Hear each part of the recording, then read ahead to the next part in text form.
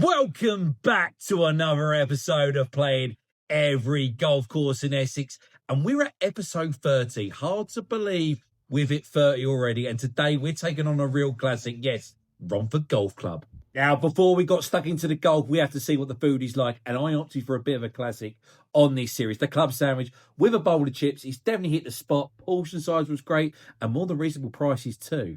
Romford Golf Club itself was founded all the way back in 1894, making it one of the oldest in Essex, and it's got a strong reputation for both its history and its layout. The club is tucked away in the heart of Romford, not far from the hustle and bustle of town, located just a couple of miles from the Junction 29 turnoff on the M25 and less than 20 miles from central London. The club is usually very easy to access, or at least it will be once Geller's Corner is back up and running again. The course is a par 71, measuring just over 6,300 yards from the yellow tees and just over 6,400 from the white tees. It's a traditional parkland layout designed to test every part of your game, with tree-lined fairways, well-placed bunkers, and subtle doglegs that make you think carefully off the tee. Let's talk about the conditions, and I'll start with the negative, the fairways. They definitely weren't where the club would want them to be.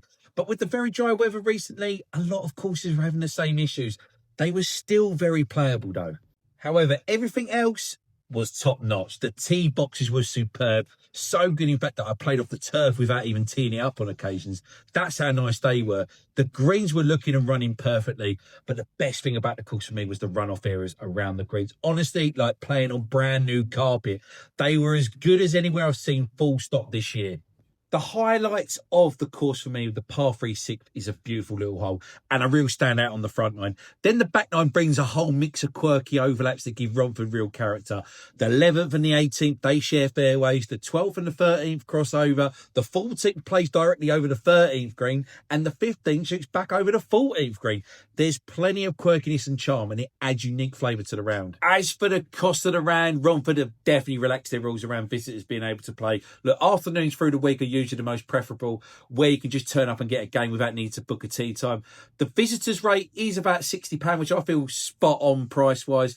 If you know a member, the guest rate is around £30 to £35, which is excellent value.